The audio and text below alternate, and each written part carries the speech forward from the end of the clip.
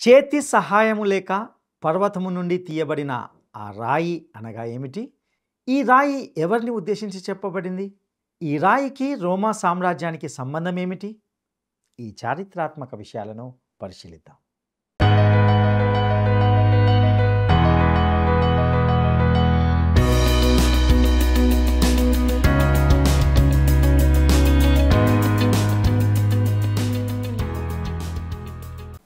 ప్రియమైన మిత్రులారా, word రిసౌండ్స్ today పరిచర్య ద్వారా మిమ్మల్ని అందరినీ నేటి ఈ ప్రేమధార కార్యక్రమానికి స్వాగతం పలుకుచున్నాం.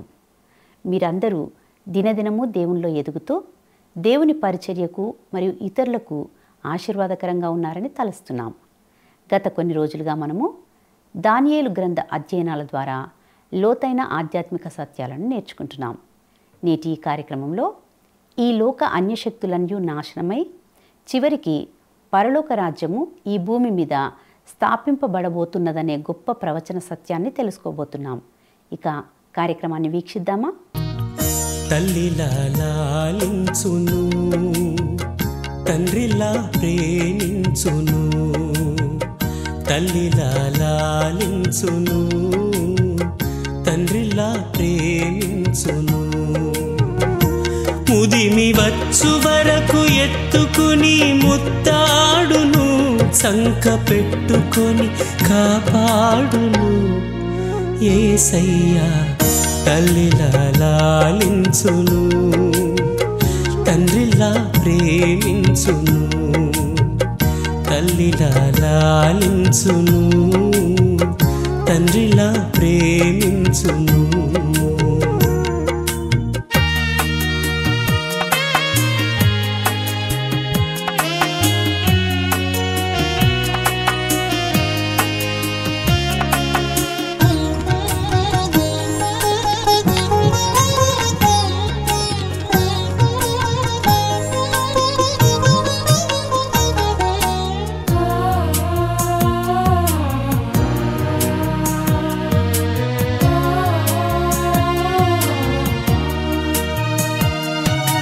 తల్లి అయిన మరచునేమో నేను నిన్ను మరువను, చూడుము నా అరచేతులలో నిన్ను చెక్కియున్నాను.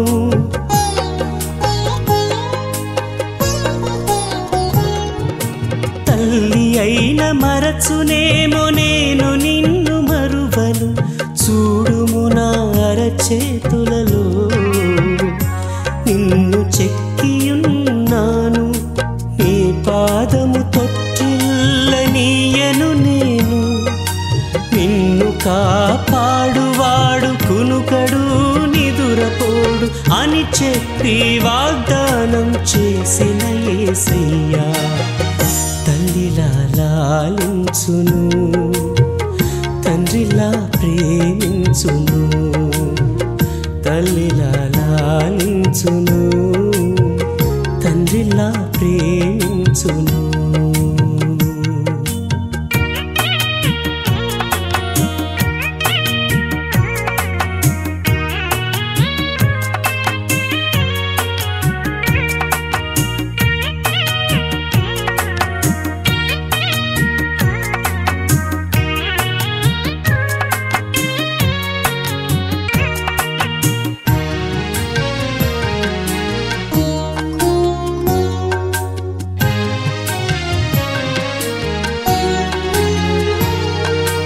పర్వతాలు తొలగవచ్చు, తత్తరిల్లు మెట్టలన్నీ వీడిపోదు నా కృప నీకు. నా నిబంధన తొలగదు,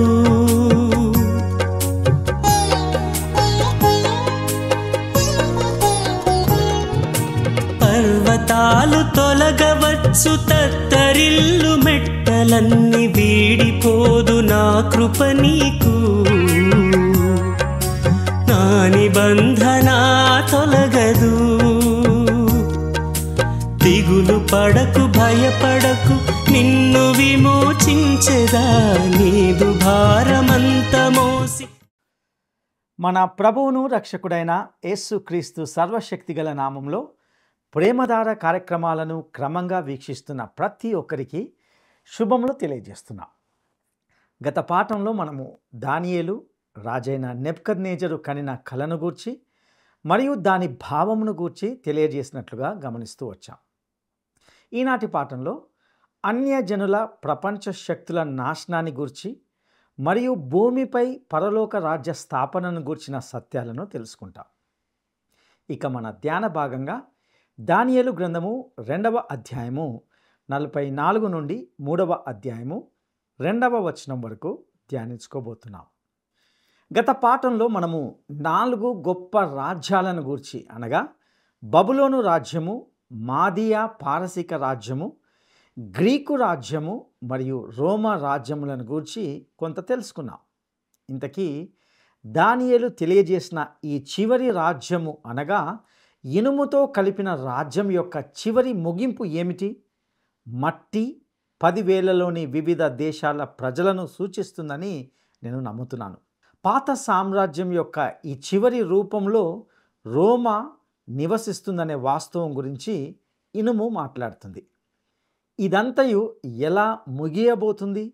దానియేలు 2వ అధ్యాయము ముగింపు విభాగంలో మనకు తెలియజేయబడుతుంది. దానియేలు గ్రంథము 2వ అధ్యాయము 44, 45 వచనాలను గమనిద్దాం. ఆ రాజుల కాలములలో పరలోకమందున్న దేవుడు ఒక రాజ్యము స్థాపించును, దానికెన్నటికి నాశనం కలగదు. ఆ రాజ్యము దాని పొందిన వారికి గాక మరెవరికి చెందదు. అది ముందు చెప్పిన రాజ్యములన్నిటినీ పగులగొట్టి నిర్మూలము చేయును గాని అది యుగముల వరకు నిలుచును. చేతి సహాయము లేక పర్వతముల నుండి తీయబడిన రాయి ఇనుమును, ఇత్తడిని, మట్టిని, వెండిని, బంగారమును పగులగొట్టగా తమరు చూచితిరే. ఇందువలన మహాదేవుడు ముందు జరగబో సంగతి రాజునకు తెలియజేసి ఉన్నాడు. కళ నిశ్చయం, దాని భావము నమ్మదగినది అని దానియేలు రాజుతో చెప్పెను.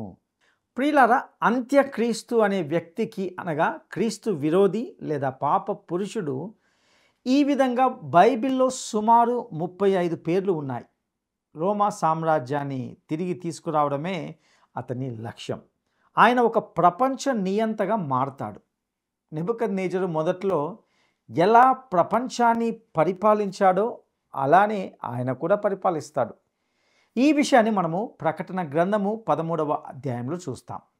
అది ఒక ఆదర్శ ప్రభుత్వం లాంటిదే, కానీ అగ్రస్థానములో తప్పు వ్యక్తి ఉంటే అది భయంకరంగా మారుతుంది. ఇది నెబుకద్నెజరు విషయంలో నిర్ధారించబడింది. ఇది అంతకంటే ఎక్కువగా క్రీస్తు విరోధి విషయంలోనూ జరుగుతుంది. ప్రభువైన యేసు వచ్చినప్పుడు ఆయన తిరుగులేని పరిపాలకుడుగా పరిపాలించబోతున్నాడు మరియు ఆయన తనకు వ్యతిరేకంగా జరిగే అన్ని తిరుగుబాట్లను అణిచివేస్తాడు. కీర్తనల గ్రంథము 2వ అధ్యాయము 9వ వచనంలో ఈ విధంగా చెప్పబడింది. ఇనుప దండముతో నీవు వారిని నలుగగొట్టెదవు, కుండను పగలగొట్టినట్లు వారిని ముక్క చెక్కలుగా పగలగొట్టెదవు. ఈరోజు ఆయన కోసం నేను క్షమాపణ కోరుకోవాలని ఆయన కోరుకోవడం లేదని నేను అనుకుంటున్నాను. ఒకవేళ మీకు ఆయన ఈ భూమి మీద ఆయన పరిపాలన నచ్చకపోతే మీరు వేరే గ్రహానికి అనగా చంద్రుని యొద్దకు కానీ లేదా అంగారక గ్రహానికి కానీ తదుపరి యాత్రగా వెళ్ళి ఈ భూమి నుండి వెళ్ళిపోవాలని నేను సూచిస్తున్నాను. ఆయనే ఈ భూమిని స్వాధీనం చేసుకోబోతున్నాడు మరియు మీరు ఎంచుకున్న స్థలాన్ని కూడా ఆయన స్వాధీనం చేసుకోవచ్చని నేను భావిస్తున్నాను. ఇది ఆయన విశ్వం, ఇది ఆయనకు చెందింది. ఇక మనము చదువుకున్న వచనంలో చేతి సహాయము లేక పర్వతము నుండి తీయబడిన ఆ రాయి అనే మాటను మనం గమనిస్తాం. ఇది ప్రభువైన యేసుక్రీస్తును తప్ప మరెవ్వరిని సూచించడం లేదు. ఈయన మనిషి కాదు, ఈయన దేవుని అభిషిక్తుడు. ప్రభువైన యేసే ఆ రాయి అని స్వయంగా తానే స్పష్టం చేశాడు. ఆయన కాలంలో ఆయన ఏమి చెప్తున్నాడో అర్థం చేసుకున్నవారు ఈనాటి కంటే ఎక్కువగా ఉండవచ్చు. మత్తయి సువార్త 21వ అధ్యాయము 44వ వచనంలో ప్రభు అంటున్నాడు, మరియు ఈ రాతి మీద పడువాడు తునకలైపోవును గాని అది ఎవని మీద పడునో వానిని నలిచేయును అనెను. కొరింథీయులకు రాసిన మొదటి పత్రిక 3వ అధ్యాయము 11వ వచనంలో పేర్కొనబడినట్లుగా, వేయబడినది తప్ప మరి ఒక పునాది ఎవడును వేయనేరడు, ఈ పునాది యేసు క్రీస్తే. ప్రియులారా, క్రీస్తు రక్షకుడిగా మరియు న్యాయమూర్తిగా ఉన్నాడని లేఖనంలో చెప్పబడింది. అనేక అలంకారిక పదాల్లో వాడబడిన ఆ రాయి ఒకటే.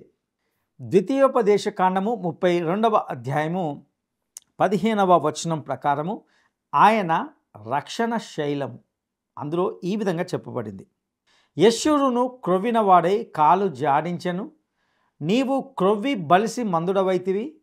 వాడు తన్ను పుట్టించిన దేవుణ్ణి విడిచెను, తన రక్షణ శైలమును తృణీకరించెను.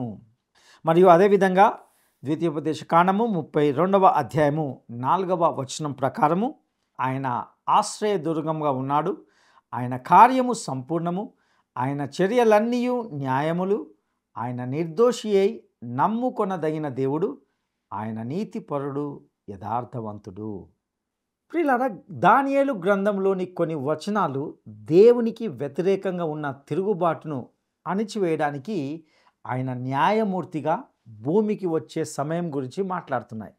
ఇక్కడి ప్రస్తావన క్రీస్తు రెండవసారి భూమికి రావడం గురించి, అనగా ఇది ప్రకటన గ్రంథము 19వ అధ్యాయము 11 నుండి 21 వచనాల్లో మనకు వివరంగా వర్ణించబడింది.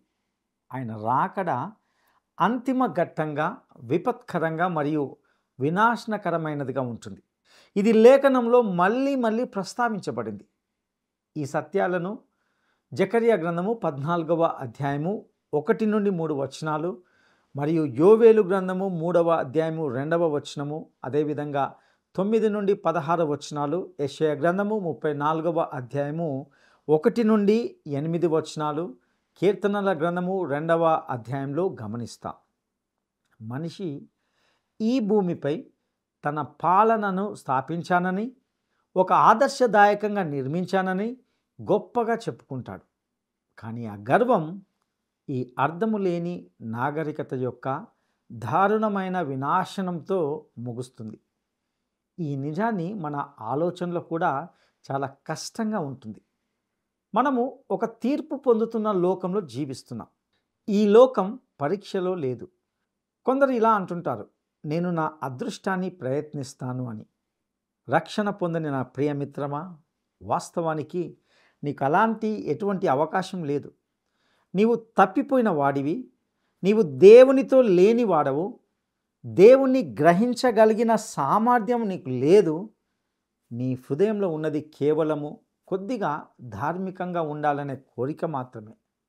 నీవు ఆదివారపు ఆరాధనకు మాత్రమే వెళ్ళి దేవుని దగ్గర నుండి ఆశీర్వాదాలు పొందుకోవాలని అనుకుంటున్నావు. ఒక్క ఆదివారం కూడా మానకూడదు అని నిర్ణయించుకున్నావు. కానీ నా ప్రియ స్నేహితుడా, నీవు క్రీస్తును రక్షకునిగా నమ్మడం చాలా అవసరం. అది అంత తేలికైన పని కాదు కదా.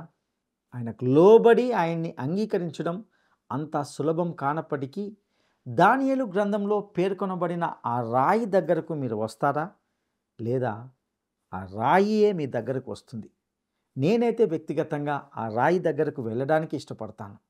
భూమిపై మానవునికి ఉన్న పరిపాలనను దేవుడు ముగించబోతున్నాడు. దేవుని యొక్క రాజ్యము విజయాన్ని సాధిస్తుంది. మరియు వ్యక్తిగతంగా ఆయన 1000 సంవత్సరాల పాటు పరిపాలించేలా భూమి శోధించబడుతుంది. సాతాను మరియు పాపము దేవుని యొక్క నీతిమంతమైన పరిపాలనపై చివరిసారి దాడి చేయడానికి ఒక క్షణిక కాలం అనుమతించబడుతుంది. కానీ ఆ తర్వాత ఆ రాజ్యము నిత్య కాలానికి కొనసాగుతుంది. ప్రియులారా, ప్రకటన గ్రంథము 20వ అధ్యాయాన్ని చదవడం వల్ల మనకు ఇంకా ఈ సత్యం మంచిగా అర్థమవుతుంది. ఇక దానియేలు గ్రంథము 2వ అధ్యాయము 46, 47 వచనాలను మనము గమనిద్దాం. అంతటా రాజగు నెబుకద్నెజరు దానియేలునకు సాష్టాంగ నమస్కారం చేసి అతన్ని పూజించి నైవేద్య ధూపములు అతనికి సమర్పింప ఆజ్ఞాపించెను. మరియు రాజు, ఈ మర్మమును బయలుపరచుటకు నీవు సమర్థుడవైతివే. నీ దేవుడు దేవతలకు దేవుడును, రాజులకు ప్రభువును, మర్మములు బయలుపరచువాడునై ఉన్నాడని దానియేలునకు ప్రత్యుత్తరం ఇచ్చెను. ప్రియులారా, దానియేలు చెప్పిన స్వప్న భావార్థము నెబుకద్నెజరుపై చాలా గొప్ప ప్రభావాన్ని చూపించింది. అది చూసి అతడు దానియేలుకు నమస్కరించసాగాడు. తన ప్రజలను కూడా అతనికి నమస్కరించమని ఆజ్ఞాపించాడు. ఎందుకంటే అతడు దేవుని తెలుసుకోవడం ఇదే మొదటిసారి. అతడు ఇప్పటి వరకు కనిపించే విగ్రహాలకే పూజ చేసేవాడు. కాబట్టి నిజమైన సజీవ దేవుణ్ణి పూజించాలని అనుకున్నాడు. అతనికి పరలోక దేవుని గురించి పరిచయం అవడము ఇదే తొలిసారి. ప్రియులారా, ఈ గ్రంథంలో మనము ఆ రాజు గుండెలో విశ్వాసం ఎలా పుట్టిందో, ఎలా పెరిగిందో చూడవచ్చు. ఆ అన్య ఆరాధన అనే చీకటి నుండి బయటపడుతూ అతడు దేవుని యొక్క జ్ఞాన వెలుగులోనికి వచ్చాడని మనము గమనిస్తాం.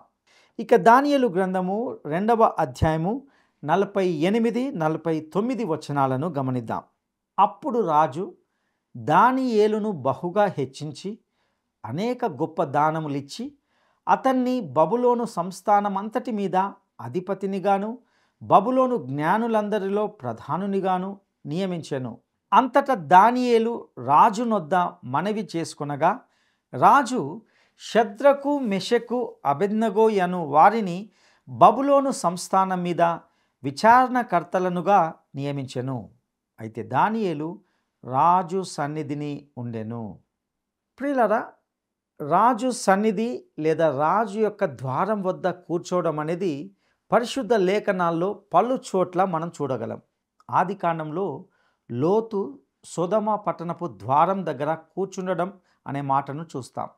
దీని అర్థము అతడు న్యాయాధిపతి అని, అనగా తీర్పు చెప్పే స్థానంలో ఉన్నవాడు అని అర్థం. ఎస్తేరు గ్రంథంలో కూడా మొర్దెకై ఆ పదవిని పొందాడు. అతడు ద్వారం వద్ద కూర్చుండేవాడు, అంటే అతడు కూడా న్యాయాధిపతే. దానియేలు నెబుకద్నెజరు చేత బహుమతులు పొందే అంత స్థాయికి ఎదిగాడు. కానీ తన 3 స్నేహితులను మాత్రము అతడు మర్చిపోలేదు.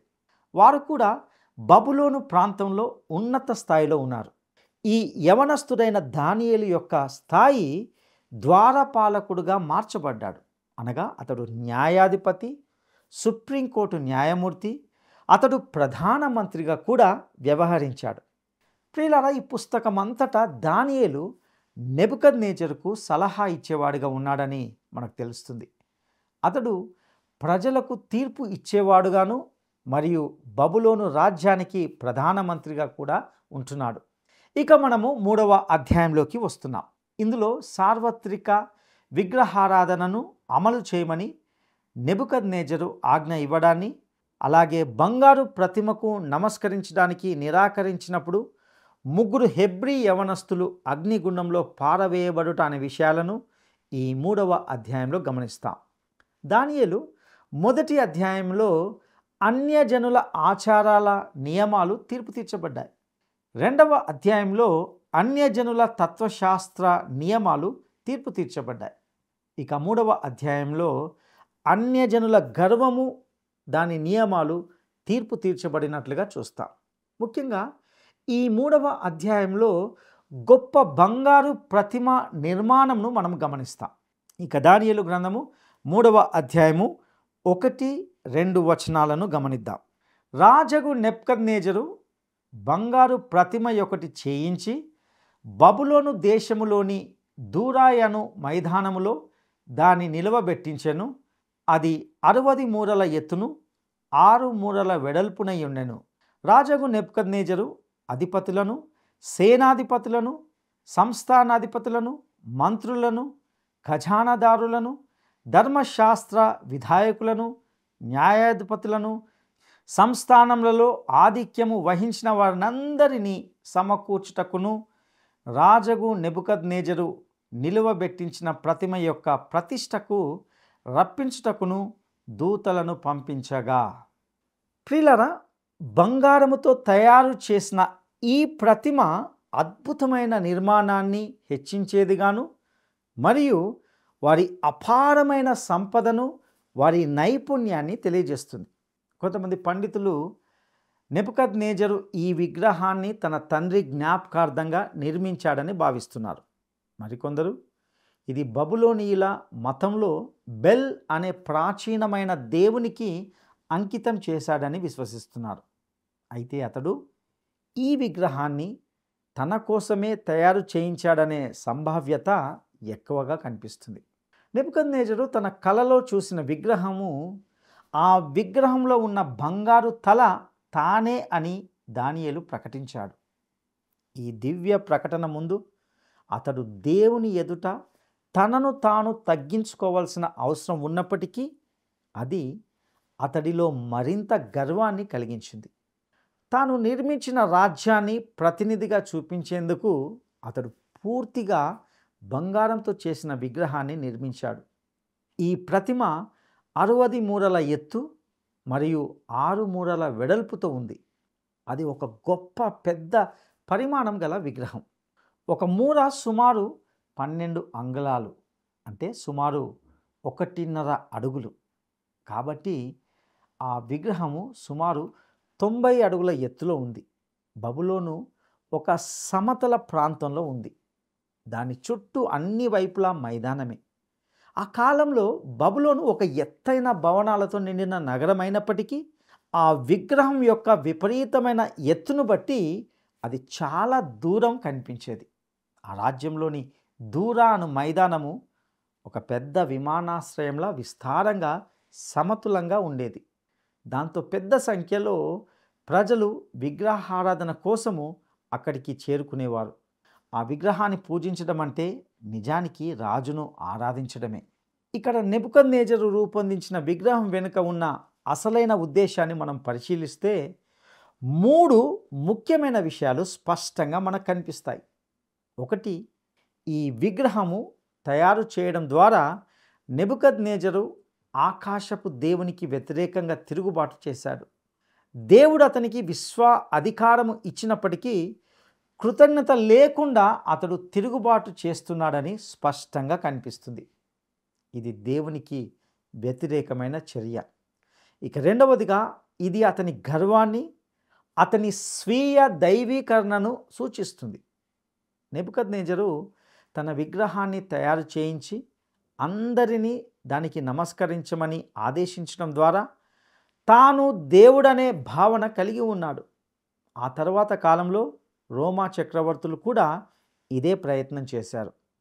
ఇక మూడవదిగా, నెబుకద్నెజరు తన రాజ్యములోని జాతులు, భాషలు, ప్రజలందరినీ ఒక్కటిగా కలిపి ఒక మహత్తర నిరంకుశత్వం అనగా సంపూర్ణ నియంత్రణలో ఉండే ప్రభుత్వాన్ని ఏర్పరచాలనే ఉద్దేశంతో ఉన్నాడు అని స్పష్టంగా తెలుస్తుంది. అతడు ప్రపంచ మతాన్ని స్థాపించాలని అనుకున్నాడు. ఇది బాబేలు గోపురము సంఘటనకు ఒక పునరావృతం, అంటే ప్రపంచం కోసం ఒక మతాన్ని స్థాపించాలనే ప్రయత్నం. ఇది దేవునికి వ్యతిరేకంగా గర్వపూరితంగా చేపట్టిన తిరుగుబాటు. స్వీయ దైవీకరణ మరియు ప్రపంచాన్ని ఒక్క మతంలో ఏకతాటిపైకి తీసుకురావాలన్న ప్రయత్నం. ప్రియులారా, ఈరోజు చాలామంది ప్రపంచ మతాన్ని స్థాపించేందుకు పనిచేస్తున్నారు. ముఖ్యంగా ప్రపంచ సంఘాల మండలిని కలిగి ఉన్న అనేక మత సంస్థలు. ఇవన్నీ ప్రపంచ మతం వైపు కదులుతున్నాయి. కానీ నా ప్రియమిత్రమా, ఒక ముఖ్యమైన విషయాన్ని గమనించాలి. అదేమిటంటే, దీని ద్వారా వారు యేసును పూర్తిగా విస్మరిస్తున్నారు. ఈ ప్రయత్నాలు జీవమున్న సత్యమైన దేవుని యొక్క ఆరాధన వైపు కాకుండా ఆయనకు వ్యతిరేకంగా జరుగుతున్నాయి. ఇది చివరికి మహాశ్రమల కాలానికి, అంత్యక్రీస్తుకు మరియు అబద్ధ ప్రవక్తల వైపు దారితీస్తుంది. ఇది సత్య విశ్వాసులను సంఘముగా ఈ భూమిపై నుండి తీసుకొనబడిన తర్వాత జరుగుతుంది. అంటే మానవ దేహంలో ఉన్న సత్య సంఘము అనగా ఆయన సంఘములో ఉన్న ప్రతి ఒక్కరూ, వారు ఎవరైనా, ఏ చర్మ రంగుడైనా, అతడు ఏ మత సంస్థకు చెందినవాడైనా, యేసుక్రీస్తును నమ్ముతున్న వారైతే చాలు, వారందరూ కలిసి పరలోకానికి కొనిపోబడతారు. ప్రియ సహోదరుడా, సహోదరి, ఇంతవరకు విన్నటువంటి వాక్య సత్యాలు నేటి సమకాలీన పరిస్థితులకు ఎంత దగ్గరగా ఉన్నాయో గమనించారా? ఈ లోకము ఒకే భాష కొరకు, ఒకే ప్రభుత్వం కొరకు, ఒకే మతము కొరకు, ఒకే ఆర్థిక లావాదేవీల కొరకు ప్రయత్నిస్తున్నాయి. ఈ మార్పులు ఏవో అనుకోకుండా యాదృచ్ఛికంగా జరుగుతున్నాయని మనం అనుకోకూడదు. ఇది అక్షరాల దేవుని వాక్యంలో చెప్పబడిన గొప్ప సత్యాలై ఉన్నాయి. ఇప్పటి వరకు విన్న విధంగా మనము నెబుకద్నెజర్ లాంటి రోజుల్లోనే ఉంటున్నామని గ్రహించాలి. ఈ సంఘటనలకు ముందుగానే క్రీస్తు యొక్క సంఘము అనగా ఆయన యందు విశ్వాసం ఉంచిన వారందరూ కూడా సార్వత్రిక సంఘముగా ఈ భూమి మీద నుండి ఎత్తబడతారు. ఆ తర్వాతే ఈ సంఘటనలు చోటు చేసుకుంటాయి. క్రీస్తు విరోధి కొంతకాలము ఈ ప్రపంచాన్ని శాసిస్తాడు. అది మహాశ్రమల కాలం. అట్టి కాలాన్ని తప్పించుకోవాలంటే ఒకే ఒక మార్గం ఉంటున్నది. మనము ఈ భూమి మీద ఉన్నప్పుడే అనగా క్రీస్తు సంఘము ఎత్తబడే గుంపులో ఉండాలంటే ముందుగా క్రీస్తును మన రక్షకునిగా ఎరగాలి. ఆయనను మన సొంత రక్షకునిగా అంగీకరించాలి. అట్టి కృప దేవుడు మీ అందరికీ దయచేయునుగాక. దైవాశీస్సులు. ప్రార్థన చేసుకుందాం. మహాపరిశుద్ధుడా, నమదైన దేవా, మీ దయగల పాదాలకు వందనాలు, స్తుతులు చెల్లిస్తుంటున్నాం. అవును ప్రభువా, ఈ లోకంలో మేము నీ బిడ్డలుగా ఉండాలంటే నీకు మాత్రమే కట్టుబడి ఉండాలి. ప్రభువా, దానియేలు గ్రంథములో ఈ చివరి దినాల్లో జరగబోయే ప్రతిదీ మీరు మాకు తెలియజేస్తూ హెచ్చరిస్తున్న వైనానికే నీకు వందనాలు చెల్లిస్తుంటున్నాం. అవును ప్రభువా, ఒకానొక దినము ఈ లోకము అంతమవ్వబోతుంది. ఈ లోకము చివరి దినాల్లో ఉంటున్న పరిస్థితుల్లో నీ బిడ్డలుగా సరి చేసుకోవడానికి మీరు ఇస్తున్న తరుణానికే, అవకాశాలకే నీకు వందనాలు. మేము పరలోకానికి వెళ్ళాలంటే ఏకైక మార్గము యేసుక్రీస్తు మాత్రమే. ఏ మార్గము పరలోకానికి చేర్చలేదు అనే సత్యాన్ని నీ వాక్యము ద్వారా మాకు వినిపించిన విధానానికే నీకు వందనాలు చెల్లిస్తుంటున్నాం. యేసుక్రీస్తు మాత్రమే పరలోకానికి మార్గము, సత్యము, జీవం అనే గొప్ప మాటకే నీకు వందనాలు చెల్లిస్తుంటున్నాం. ఆ మార్గాన్ని ఆశ్రయించి ఆ మార్గము ద్వారానే పరలోకానికి చేరుకునే కృపను దయచేయవలసిందిగా ప్రార్థిస్తూ మా రక్షకుడును నమ్మదగిన యేసయ్య శ్రేష్టమైన గొప్ప నామములో అడిగి స్తుతించి వేడుకుంటున్నాము తండ్రి. ఆమెన్.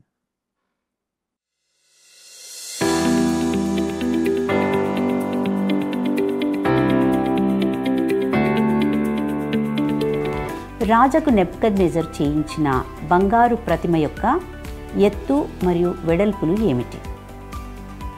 రాజుకు నెబుకద్నెజరు చేయించిన బంగారు ప్రతిమ యొక్క ఎత్తు మరియు వెడల్పు ఏమిటి? 1. 66 మూరల ఎత్తు 6 మూరల వెడల్పు. 2. 60 మూరల ఎత్తు 60 మూరల వెడల్పు.